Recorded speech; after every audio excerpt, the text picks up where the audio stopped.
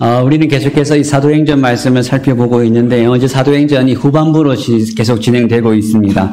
우리는 지난 시간에 사도 바울이 이 벨릭스 총독 앞에서 재판받는 장면을 살펴봤어요. 그것이 우리가 지난 시간 살펴본 24장이었고, 오늘은 이제 25장의 본문을 읽었습니다. 24장과 25장 사이에는 시간이 바로 흐른 것 같지만 그 사이에는 2년이라는 시간의 공백이 있어요. 24장에서는 총독이 벨릭스였는데 25장에서는 이제 베스도라는 새로운 총독이 부임했습니다. 자, 그럼 이 2년의 시간이 흐르는 동안 사도 바울은 계속 어디에 머물고 있었습니까? 여전히 감옥 안에 머물고 있었어요. 무려 2년이라는 시간 동안 총독이 바뀌면서도 여전히 사도 바울은 미결수의 신분으로 로마 군대 안에 있는 감옥에 갇혀 있었습니다. 자, 그러면 벨릭스 총독은 왜 2년 동안 사도 바울의 이 선고를 미뤄왔다고 제가 지난 시간에 말씀드렸어요? 한마디로 말하면 돈 때문에 그런 거예요. 사도 바울에게 돈을 좀 받으려고 돈을 줄 때까지 판결을 계속 미뤄왔습니다. 그러니까 총독의 이런 탐욕 때문에 바울은 2년이라는 시간 동안을 감옥에서 억울하게 보내왔습니다. 그럼 바울의 입장에서 보면 얼마나 이 시간이 억울하고 아깝겠어요. 자기는 누명을 쓰고 자기는 잘못한 것이 없는데 그냥 아무 잘못도 없이 2년 동안 감옥에서 그냥 그래서 시간을 보낸 거예요. 그러니까 인간적인 관점에서 보면 그 2년이라는 시간은 너무나도 아깝고 허비된 시간이었습니다. 바울은 지금까지 믿음을 따라서 하나님 말씀에 순종을 해왔고 또 수많은 고난과 어려움 속에서도 아무런 불평 없이 모든 시간들을 믿음으로 지내왔습니다. 하나님과 사람 앞에서 양심의 거리낌 없이 정직하고 신실하게 믿음을 지키면서 지금까지 걸어왔어요. 그러면 하나님께서 이 바울의 삶을 조금 열어주셔야 되는 거 아닙니까? 바울의 삶을 좀 밀어주셔야 되는 거 아니에요? 바울이 이렇게 열심히 순종한 것은 이렇게 순종한다고 해서 바울에게 더 많은 것이 생기고 돈이 더 많아지고 아니면 명예가 높아지고 성공하는 것도 아니었습니다. 자기 잘 되자고 이 믿음의 길, 복음을 전하는 길을 걸어온 것이 아니라 하나님의 뜻에 순종해 온 것밖에는 없습니다. 그런데 지금 사도 바울은 가이사랴에서 벨릭스 총독에게 발목이 잡혀서 2년의 시간을 그냥 지금 허비하고 있는 거예요. 바울의 입장에서는 얼마나 지금 답답하고 막연하겠어요? 어떻게 해서든지 빨리 로마에 가서 복음을 전해야겠는데 그런 사도 바울에게는 한두 달도 답답하고 급한 시간인데 2년 동안이나 감옥에 갇혀 있어야 되니까 마치 이 시간들은 아무 의미 없이 허송세월을 보내는 것처럼 느껴졌을 거예요. 근데 이건 바울만 그런 것이 아니죠. 창세기를 보시면 요셉도 마찬가지 아닙니까? 형들의 질투로 억울하게 애굽의 노예로 팔려갔는데 그런데 그 억울한 상황 속에서도 이 요셉은 하나님의 뜻에 순종하면서 신실하게 믿음을 지키면서 살아왔습니다. 그런데 그렇게 신실하게 믿음을 지킨 결과가 뭐였습니까? 어떤 보상이나 칭찬이 아니라 억울한 누명을 쓰고 감옥에 갇히는 거예요. 하나님께서는 요셉에게 꿈을 꾸게 하시고 그의 삶을 사용하시겠다는 놀라운 비전을 보여주셨습니다. 그러나 요셉이 감옥에 갇혀있는 그 시간 동안에는 마치 하나님의 시간과 뜻이 멈춘 것처럼 느껴졌을 거예요. 그러니까 오늘 본문에 나오는 이 바울이나 아니면 이 요셉이나 둘 다 감옥에서 의미 없이 시간만 흘러가면서 마치 하나님께서 침묵하시는 것처럼 하나님께서 더 이상은 자기 인생에 관여하지 않으시는 것처럼 느껴졌을 거예요. 여러분 이것은 사실 우리가 감옥에만 안 갇혔을 뿐이지 우리도 종종 느끼는 그런 현실과 그런 감정 아닙니까? 우리가 믿음으로 살고 열심히 신앙생활하고 기도도 열심히 했는데 우리의 삶이 아무런 변화가 없습니다. 우리가 하나님의 말씀대로 하나님의 뜻대로 결단도 하고 말씀에 순종하고 애쓰고 노력하지만 그러나 우리의 삶과 우리의 현실이 아무것도 달라지지가 않아요. 마치 우리의 현실이 거대한 벽에 부딪혀서 한 발자국도 앞으로 나아갈 수 없는 것처럼 느껴지는 거죠. 그럴 때 우리는 얼마나 답답하고 힘들고 초조한지 이루 말할 수가 없습니다. 우리의 삶이 아무런 변화도 없고 어떠한 소망도 찾을 수 없을 때 우리는 과연 하나님께서 내 기도를 들으시는가? 하나님께서 지금 나와 함께 하시는가? 하나님께서 나에게 관심을 가지고 계시는가? 아니 하나님이 정말 살아 계시기는 한 것인가? 수많은 의심과 복잡한 감정이 우리의 마음을 낙심하게 만들어요. 그래서 이 길을 포기하고 싶고 의심이 생기고 다른 길로 남들이 가는 길로 가고 싶은 유혹을 받게 됩니다. 오늘 바울도 그렇지 않겠어요? 바울이 자신이 처한 이 상황, 이 시간만 놓고 보면 답답하고 초조하고 힘들었을 거예요. 시간이 흘러가는데 아무런 변화도 없는데 아무것도 소망이 보이지 않고 자기는 이 감옥에서 풀려날 그 어떤 소망도 찾을 수가 없는 거예요. 그러면 사도 바울은 내가 뭔가 다른 방법을 찾아야 되는 것 아닌가? 내가 뭔가 더 노력을 해야 되는 것 아닌가? 내가 뭔가를 더 해야 되는 거 아닌가? 내가 지금까지 걸어온 것이 맞는가? 이런 온갖 감정이 그 사도 바울 마음속에서 일어났을 것입니다. 그렇게 아무런 변화 없이 흘러간 시간이 2년이었어요. 물론 우리는 이 성경의 모든 결과를 지금 다 알고 있기 때문에 바울이 2년 동안 감옥에서 보내는 이 시간은 결코 하나님께서 바울을 외면하신 시간이 아니라는 것을 우리는 알고 있습니다. 그 시간은 결코 하나님께서 침묵하신 시간이 아니었어요. 하나님께서는 여전히 바울과 함께 하셨고 가장 세심한 손길로 바울의 삶을 인도하고 계셨습니다. 그런데 문제는 이것이 그 현실 밖에 있는 우리에게는 그것이 보이는데 막상 그 현실 속에 있는 바울에게는, 그 현실을 살아가고 있는 사람에게는 이것이 잘 보이지 않는다는 것이 문제예요. 우리도 그렇잖아요. 다른 사람의 삶에서 하나님께서 일하시는 것은 잘 보이는데 내 삶 속에서 일하시는 그 하나님을 경험하지 못할 때가 있습니다. 여러분, 그럴 때마다 우리가 기억해야 되는 것이 있어요. 때로는 하나님의 시간표가 우리가 생각하는 것보다 천천히 흘러간다는 사실을 우리는 반드시 기억을 해야 됩니다. 우리는 빨리 뭔가를 결론 내고 싶어요. 빨리 열매를 보고 싶고, 빨리 하나님의 뜻을 알고 싶고, 빨리 내 기도의 응답을 받고 싶습니다. 그래서 늘 조급해요. 그래서 기다리지를 못합니다. 그러나 하나님의 시간표는 우리의 시간표와 달라서 하나님의 때가 차기까지는 결코 서두르시는 법이 없어요. 2002년 7월 24일 수요일이었습니다. 미국 펜실베니아의 한 광산에서 갑자기 지하수가 터져서 광부 9명이 그 광산 안에 갇히는 사건이 발생했어요. 그 중에 한 명이 마크 포퍼넥이라는 사람인데 그 사람이 그때의 상황을 이렇게 생생하게 증언했습니다. 이 사람들은 지하 70m, 칠흑 같은 어둠 속에서 지하수가 차오르면서 물이 차오르는 이 공포를 온몸으로 느꼈습니다. 발 디딜 곳이 없다가 절망하면서 어떻게 해서든지 살려고 허우적거리다가 겨우 돌 하나를 발견하고 9명이 그 돌 위에 서서 서로를 부둥켜 안고 그 시간들을 버텨야 됐어요. 상상을 한번 해보세요.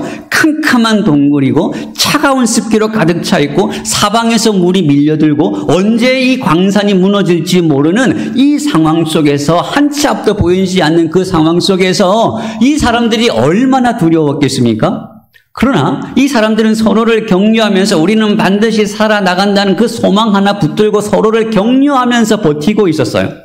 시간이 얼마가 지났을까요? 마침내 땅 위에서 구조대의 소리가 들리는 거예요. 굴착기 소리가, 땅을 파는 소리가 지하까지 들리기 시작했습니다. 그 소리가 들리는 순간 이 사람들은 이제 우리에게 살 소망이 생겼다. 새롭게 살아갈 수 있는 새로운 희망이 그들에게 생기기 시작을 했습니다. 이 캄캄한 어둠 속에서 아무 소리도 들리지 않는데 이 굴착기가 파고 내려오는 그 소리는 그들에게 이 생명의 소리와 같았을 거예요. 그런데 어느 순간 갑자기 그 굴착기 소리가 멈췄어요.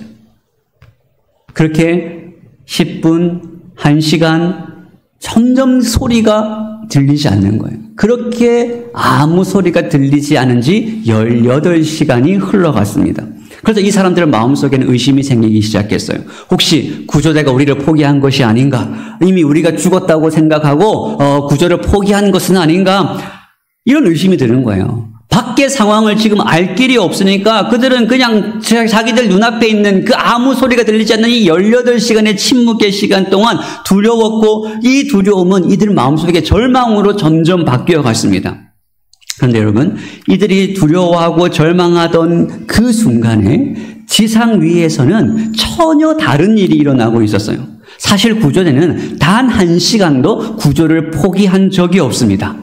굴착기가 멈춘 이유는 이 톱니가 바위에 부딪혀서 깨져서 그 톱니를 갈아 끼운다고 18시간 동안 작업이 중단된 거예요. 그런데 그 작업이 중단된 시간 동안에도 밤낮을 가리지 않고 구조대는 계속 밖에서 일을 하고 있었습니다.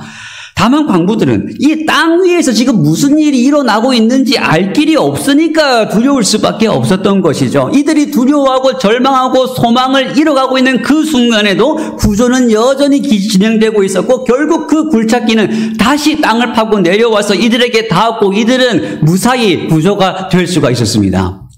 이 이야기는 단순히 해피엔딩으로 끝이 났지만 여러분 광부들에게서 이 18시간의 침묵은 마치 사형 선고를 받은 것처럼 이들에게는 두려운 일이었습니다. 그들은 아마 그 시간 동안 우리는 세상에서 버려졌다, 세상으로부터 완전히 격리되었다는 이런 단절감을 느꼈을 거예요.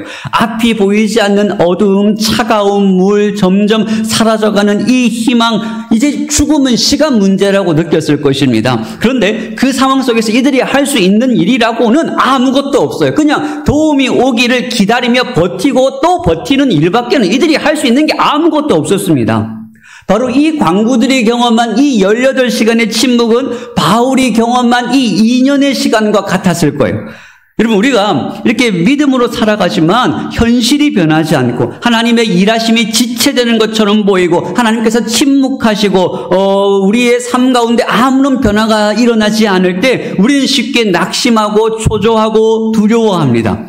저도 이 변하지 않는 현실을 때로는 마주할 때 애쓰고 수고하고 노력했지만 아무 변화가 없을 때 마치 제 삶이 벽에 가로막힌 것처럼 두렵고 초조한 마음이 한순간 몰려올 때가 있습니다. 그런데 문제는 우리가 그런 순간을 만난다고 할지라도 그 순간에 우리가 할 수 있는 일은 아무것도 없다는 게 문제죠.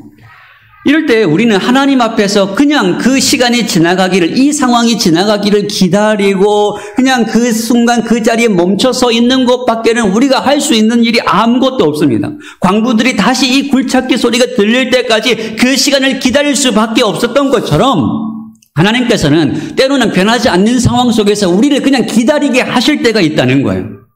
여러분 그 순간에도 우리가 기억해야 되는 것이 있습니다. 바로 광부들이 절망하면서 이제 끝났다라고 생각하는 그 순간에도 땅 위에서 구조되는 단 한순간도 구조하기를 포기하지 않은 것처럼 쉼 없이 일하고 있었던 것처럼 마찬가지로 하나님께서도 우리가 하나님께서 나를 잊으셨다라고 생각하는 그 순간에도 하나님은 결코 우리를 잊지 않고 여전히 하나님의 일을 하고 계시다라는 이 사실을 우리는 반드시 기억을 해야 됩니다.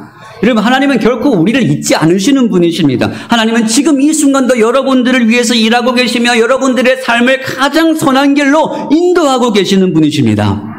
하나님의 시간과 우리의 시간은 다를 수 있어요. 우리의 방법과 하나님의 방법은 다를 수가 있습니다. 그러나 분명한 사실은 이거예요. 하나님께서는 단 한순간도 우리를 놓치시거나 우리를 잊으신 적이 없고 우리를 영원히 기억하시는 하나님이십니다. 그래서 그 하나님은 하나님의 때가 되면 반드시 역사하시는 하나님이세요. 그러니까 우리가 해야 될 일은 그 때가 차기까지 우리는 인내하며 기다릴 수 있어야 되는 것입니다. 일이 지체되고 마음이 답답하고 숨이 막히고 초조할 때에도 두려워하지만 우리는 두려움 가운데 있지만 여러분 끝까지 하나님을 신뢰하는 이 일만큼은 포기해서는 안 됩니다. 그래서 우리에게 주어진 믿음의 그 자리를 끝까지 버티고 서 있는 것, 그것이 우리가 할 수 있는 중요한 믿음의 결단이고 반응입니다. 끝까지 기다리는 믿음, 그 믿음이 결국은 하나님의 응답을 경험하게 하는 거예요. 그럼 지체되는 것 같아도 침묵하시는 것 같아도 그렇게 느껴지더라도 여러분 절대 흔들리지 마세요. 하나님께서는 반드시 일하시면서 반드시 응답하십니다.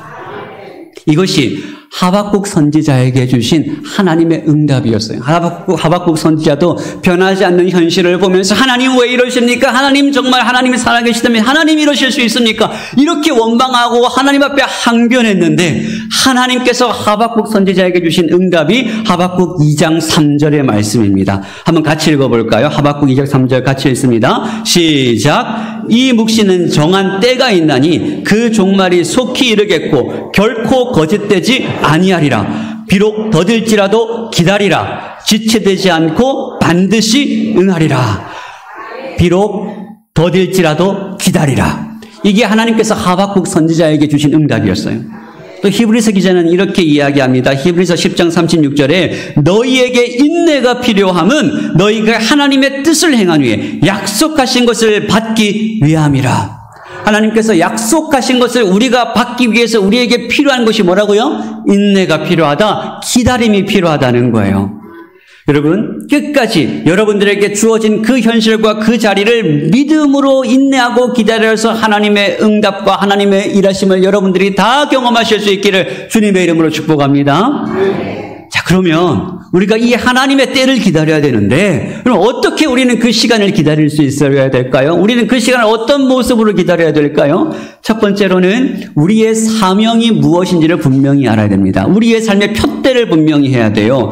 사도 바울은 자신의 삶의 목표, 자신의 삶의 푯대가 무엇인지를 정확하게 알고 있었습니다. 시간과 상황이 달라지고 현실이 지체된다고 하더라도 사도 바울의 목표는 달라지지 않았어요. 사도 바울의 마음은 로마로 향해 있습니다. 그곳에서 복음을 전하는 것, 사도 바울이 그것이 품고 있는 소망, 푯대였습니다.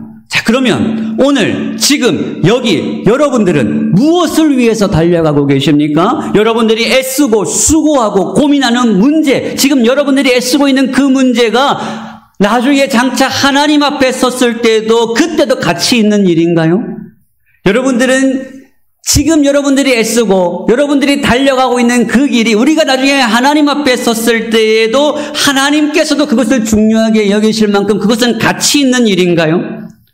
여러분, 우리가 현실에 흔들리지 않고 끝까지 하나님의 때를 기다릴 수 있는 것은 우리의 삶의 푯대가 분명해야 됩니다. 우리의 시선이 하나님을 향해 있어야 되는 거예요. 우리의 힘과 에너지를 엉뚱한 곳에다가 쏟는 것이 아니라 정말 중요한 것, 하나님께서 우리에게 주신 이 사명, 거기에 우리의 마음과 힘을 집중해야 됩니다. 그래야 흔들리지 않고 기다릴 수가 있어요. 이 사명은 사람마다 다 달라요. 저에게 주신 사명이 다르고 여러분 각자에게 주신 사명이 각자가 다 다릅니다. 그러므로 여러분 우리는 우리에게 주어진 사명이 무엇인지를 알고 그 사명을 위해서 달려가야 됩니다. 사라져버릴 것, 가치 없는 것에 우리의 인생을 낭비하며 살아가는 것이 아니라 죽음 이후에도 우리가 주님 앞에 섰을 때에도 변하지 않는 영원한 가치를 위해서 우리가 살아가야 되는 거예요. 제가 초등학교 때 고무딱지가 유행을 했습니다. 그래서 저는 용돈이 있을 때마다 시간이 날 때마다 고무딱지를 샀고 쉬는 시간마다 고무딱지 치기를 해서 그 딱지 모으는 것이 저에게 가장 중요한 목표였어요. 열심히 딱지를 모았습니다. 그래서 얼마나 많이 모았는지 몰라요. 그런데 여러분 시간이 지나서 그 딱지는 다 어떻게 됐을까요? 다 쓰레기였어요. 돈 주고 버려야 되는 쓰레기가 되어버렸어요.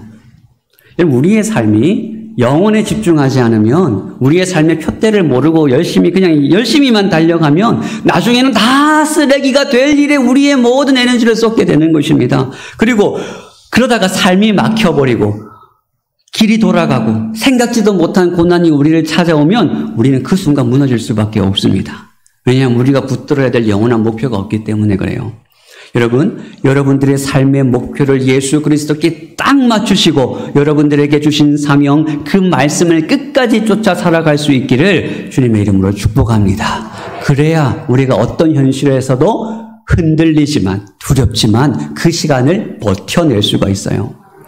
두 번째 사도 바울은 어떻게 그 시간을 보냈을까요? 여러분 생각을 해보세요. 사도 바울이 2년 동안 감옥에서 뭐 했을까요? 친구들을 만나면서 시간이나 때우면서 그냥 이 시간이 흘러가기를 기다렸을까요? 기도하면서 기다리지 않았겠습니까? 여러분 기독교 역사에서 하나님의 사람들의 공통적인 특징은 그들은 다 하나님의 때를 기다리는 사람들이었다는 것이죠. 그래서 하나님의 때를 기다린다는 것은 무슨 뜻인가? 그냥 막연하게 기다리는 게 아니에요. 시간만 때우면서 그때가 차기를 기다리는 것이 아닙니다. 가만히 앉아서 그냥 그 시간을 보내는 것이 아니라 기도하면서 기다리는 거예요.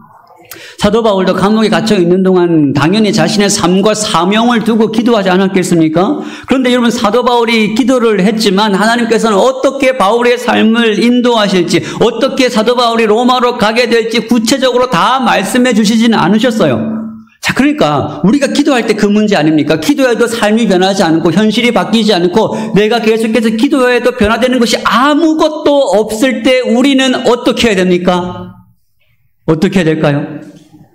그럴 때도 그냥 끝까지 기도하며 그대로 기다리고 있는 거예요. 우리가 제일 못하는 게 기다리는 거잖아요.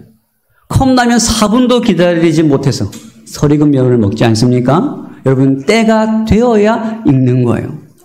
기도해도 우리는 하나님의 뜻을 모를 때가 있습니다. 기도해도 응답이 지체될 때가 있습니다. 기도해도 내가 어떻게 해야 될지, 내가 이렇게 해야 되나 저렇게 해야 되나 모를 때가 있죠. 그때 가장 현명한 방법은 계속해서 그 상황 가운데 인내하며 기다리며 머물러 있는 거예요. 내가 가는 길을 계속해서 그냥 변하지 않고 그 길을 계속 가는 것입니다. 하나님께서 기도하고 기다리게 하신 그 상황을 인내하며 기도하면서 계속해서 기다리고 있는 거예요. 그렇게 기다리다 보면 그 기다림의 답답함을 이겨낼 수 있는 평안을 하나님께서 우리에게 주시는 거예요.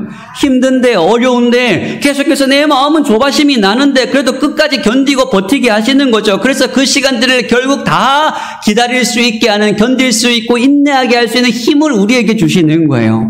여러분, 오랫동안 기도하시기를 바랍니다. 기도하기를 포기하지 말고 끝까지 기도의 자리를 지키시기를 바랍니다. 기도하지 않은 분은 기도하시기를 바랍니다. 하나님의 응답이 있다는 것을 믿으면서 우리에게 주어진 시간을 기도하며 기다릴 때 하나님께서는 우리에게 그 인내할 수 있는 힘, 그 시간을 버틸 수 있고 현실을 지나갈 수 있는 힘을 우리에게 주시는 거예요. 사도 바울이 기다릴 수 있었던 세 번째가 무엇이냐면, 사도 바울은 하나님의 섭리를 믿으면서 기다렸습니다. 우리가 기도하면서 기다리고 있을 때 하나님께서는 하나님의 방법대로 일하십니다. 우리의 방법이 아니에요. 하나님의 방법대로 일하십니다. 사도 바울이 2년 동안 감옥에 갇혔지만 벨릭스는 사도 바울을 풀어줄 생각을 하지 않았어요. 그래서 하나님께서는 어떤 방법을 사용하셨습니까? 총독을 아예 갈아치워버리는 거예요. 그래서 벨릭스가 파면되고 그 신임 총독 베스도가 부임을 합니다. 자, 그러면 우리는 또 그런 생각이 들죠. 하나님께서 이렇게 쉽게 바꾸실 거면 왜 2년 동안 기다리셨다가 바꾸셨는가? 우리가 눈에 보이는 현실은 사도 바울이 감옥에 갇혀 있는 거예요. 사도 바울이 감옥에 갇혀서 2년의 시간을 보내는 것이었지만 그건 우리가 볼 때의 관점이고, 하나님께서는 그 2년의 시간을 사도 바울을 가장 안전하게 지키셨습니다. 오늘 본문을 보시면 베스도 총독이 새로 부임을 하자 유대인들이 총독에게 건의한 첫 번째 안건이 뭐예요?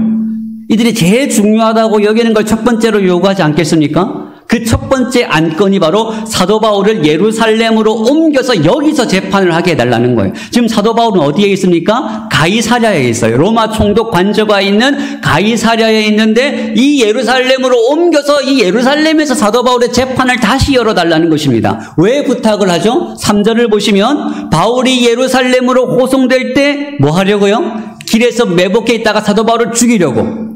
그리고 우리가 지난 23장에서 뭘 확인했습니까? 사도 바울을 죽이기 위해 먹지도 마시지도 않고 결단한 이 40명의 결사대가 있었다고 우리가 확인했잖아요. 그로부터 시간이 얼마가 지났습니까? 2년의 시간이 흘렀어요. 근데 2년의 시간이 흘렀는데도 이들은 바울을 죽이겠다는 그 적개심은 하나도 변하지 않았습니다. 그러니까 여전히 기회만 생기면 바울을 죽이려고 호시탐탐 그 기회만 찾고 있는 거예요. 이 사람들은 어떻게 해서든지 사도 바울을 감옥 밖으로 끌어내서 죽이려고 하고 있습니다. 지금 사도 바울이 로마 군영 안에 있으니까 건드리지 못하는 것이지, 나오기만 하면 사도 바울은 그냥 그 자리에서 죽는 거예요. 만약에 사도 바울이 감옥에 갇혀 있지 않고 풀려났다면 어떻게 됐을까요? 곧바로 그들이 달려드는 거예요. 그러니까 사도 바울이 2년 동안 감옥에 갇혀 있었지만, 우리가 볼 때는 감옥에 갇혀서 시간이 멈춰 있는 것이지만, 하나님이 보실 때는 사도 바울을 그 로마 군영 안에 두셔서 사도 바울을 가장 안전하게 지키고 계셨던 거예요. 그런데 이런 유대인의 제안을 신임 총독 베스도가 또 어떻게 합니까? 이것을 거부합니다. 4절과 5절에 보시면 유대인들은 사도 바울을 예루살렘에 데리고 와서 재판을 하고 싶었지만 베스도는 너희들이 나와 함께 가이사랴에 가서 재판을 해야 된다는 거예요. 그럼 베스도가 왜 이런 판단을 했을까요? 사실 이것은 베스도에게 전혀 유리할 게 없는 판단입니다. 왜냐하면 신임 총독이 부임하면 제일 중요한 것이 그 사람들의 여론을 자기 편으로 돌리는 게 제일 중요하거든요. 사도 바울은 죄수입니다. 그리고 이걸 요구한 사람들은 유대의 지도자들이에요. 자, 누구 말 들어주는 것이 여론 형성에 유리합니까? 지도자들, 힘 있는 사람들 말 들어주는 것이 자기가 총독으로서 앞으로 다스리는데 유리한 입장이 되는 거예요. 그런데 사도 바울은 그 반대의 결정을 합니다. 왜 반대의 결정을 합니까? 베스도가 정의감에 불타는 사람이라서 그래요? 그게 아니라는 것을 우리는 뒤에 가서 확인할 수가 있습니다. 그렇게 베스도의 말대로 가이사랴에 와서 다시 사도 바울의 재판이 열리는데, 사실 그것이 우리가 읽었던 6절과 7절, 8절 이 세 절로 끝이 납니다. 사실 이 재판은 별 것이 없어요. 앞에 나온 24장의 재판을 다시 반복하는 거예요. 그러니까 그 내용이 중요하지 않죠. 그런데 이 재판이 끝나자 이 베스도의 태도가 살짝 바뀝니다. 9절을 보시면 베스도가 유대인의 마음을 얻고자 하여 바울더러 묻되 내가 예루살렘에 올라가서 이 사건에 대하여 내 앞에서 신문을 받으려느냐. 그러니까 재판 잘 맞춰놓고 갑자기 또 예루살렘에 가자는 거예요. 왜 이런 제안을 합니까? 유대인들의 마음을 얻으려고. 그러면 이런 사람이 왜 앞에서는 그런 결정을 해요? 이건 하나님께서 베스도의 마음을 움직이셨다는 것 외에는 설명이 안 돼요. 그리고 바울이 예루살렘에 가서 재판을 받자라고 하니까 사도 바울은 어떤 결정을 합니까? 10절을 보시면 바울이 이르되 내가 가이사의 재판 자리에 앞에 섰으니 마땅히 거기서 신문을 받을 것이다. 가이사는 로마의 황제를 말합니다. 그러니까 이 말은 로마의 황제에게 상소하겠다는 거예요. 이 당시 로마 시민권을 가지고 있는 사람은 황제에게 상소해서 황제의 법정에서 재판을 받을 권리가 있었습니다. 사도 바울은 그것을 사용해서 내가 로마 황제에게 상소하겠다는 거예요. 이제 로마 황제에게 상소권을 사용했으니까 이 베스도는 어쩔 수 없이 사도 바울을 로마로 보내야 되는 책임이 있는 거예요. 드디어 사도 바울이 로마로 갈 수 있는 길이 열린 것입니다. 자, 그럼 이제 마지막 질문이에요. 자, 사도 바울은 황제에게 진작에 이렇게 상소할 수 있었음에도 불구하고 왜 상소하지 않고 2년 동안 감옥에서 기다린 거예요? 이것은 원래 사도 바울이 로마로 가려고 했던 방법이 아니기 때문에 그래요. 사도 바울이 원래 로마로 가려고 했던 것은 자유의 몸으로, 자유인으로서 로마로 가서 자유롭게 복음을 전하는 것이 사도 바울이 원했던 방법이었습니다. 그런데 상황이 점점 불리하게 되고 이제 꼼짝없이 자기는 예루살렘으로 갈 수밖에 없는 상황이 되고 그러면 자기가 죽음을 당하니까 최후의 수단으로 가지고 있던 카드가 황제에게 상소하겠다는 거예요. 그런데 그때는 몰랐지만 이게 사도 바울에게는 가장 안전한 방법이었습니다. 바울이 황제에게 상소했기 때문에 바울은 로마 군대의 호송을 받게 되었고 덕분에 자기를 죽이려는 자들로부터 로마 군대의 보호와 호의를 받으면서 로마까지 갈 수가 있게 되는 거예요. 그러니까 사도 바울이 이 결정을 하고 이 순간이 오기까지 하나님께서는 바울을 기다리게 하셨고 그렇게 사도 바울을 인도해 가시는 것입니다. 그러니까 우리는 이 모든 일의 결론을 통해서 한 가지를 확인할 수가 있습니다. 이 모든 사건 뒤에는 2년이라는 시간이 걸렸지만 치밀한 하나님의 역사와 섭리가 계속해서 작용하고 있었다는 거예요. 그러니까 벨릭스가 2년 동안 사도 바울을 감옥에 가둬둔 것도 그렇고 벨릭스에서 베스도 총독으로 바뀐 것도 그렇고 이때 사도 바울이 황제에게 상소한 것도 그렇고 이 모든 것을 누가 계획한 것입니까? 벨릭스입니까? 베스도입니까? 사도 바울입니까? 로마의 황제입니까? 하나님께서 홀로 역사하신 결과예요. 그러니까 여러분 우리의 삶에는 우연이라는 것이 없습니다. 성도의 삶에는 우연이 없어요. 오늘 우리가 이 교회 한 교회에서 이렇게 함께 모여서 이렇게 예배를 드리게 된 것도 우연히 우리가 어쩌다 보니까 이렇게 예배를 드리게 된 것이 아닙니다. 하나님의 치밀한 섭리의 역사 가운데 오늘 우리가 이렇게 함께 예배를 드리게 되는 것이죠.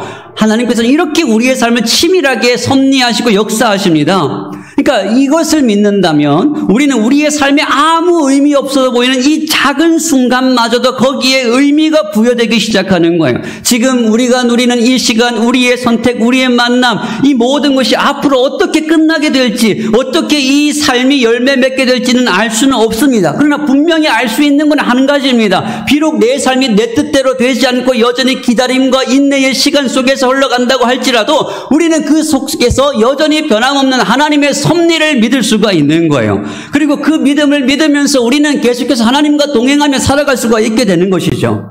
그래서 우리의 삶은 주님의 뜻이 이루어진다면, 우리의 삶 속에서 주님의 뜻이 이루어진다면, 우리의 기도가 응답되지 못한다고 할지라도, 현실이 쉽게 바뀌지 않는다고 할지라도 우리는 여전히 인내하면서 하나님을 신뢰하면서 우리의 믿음의 길을 계속 갈 수가 있는 것입니다. 여러분, 하나님은 결코 우리를 잊지 않으십니다. 지체되는 것 같아도, 침묵처럼 느껴져도 하나님은 지금도 일하고 계십니다. 그러니까 아무리 여러분 현실이 변하지 않고 실망스러워도, 하나님이 섭섭해도 여러분 끝까지 믿음으로 기다리시기를 바랍니다. 여러분 소망 가운데 인내하시고 하나님의 선하신 섭리를 믿으시기를 바랍니다. 우리의 인생의 삶의 표대를 분명히 하시고 끝까지 기도하기를 포기하지 마시고 하나님의 섭리를 믿으면서 살아갈 때 하나님께서는 결국 우리의 삶 가운데 역사하실 것이고 우리는 우리의 삶 속에서 하나님의 그 손길을 생생하게 경험하게 될 것입니다. 이 인내의 은혜와 열매가 여러분의 삶 가운데 풍성히 맺혀지기를 주님의 이름으로 축복합니다. 같이 기도하시겠습니다. 사랑과 은혜가 충만하신 하나님 아버지, 저희들은 연약하고 부족하여서 하나님의 일하심을 제대로 알지 못하고 때로는 실망하고 낙심하고 두려워하고 초조해야 합니다. 주께서 저희들의 믿음 없음을 불쌍히 여기시고 우리의 삶 가운데 믿음 더하여 주시어서 우리에게 주어진 자리를 끝까지 지키며 우리의 삶 속에서 인내의 열매를 통해 하나님의 풍성한 은혜를 경험하게 하여 주시옵소서. 감사드리며 예수님의 이름으로 기도하옵나이다. 아멘.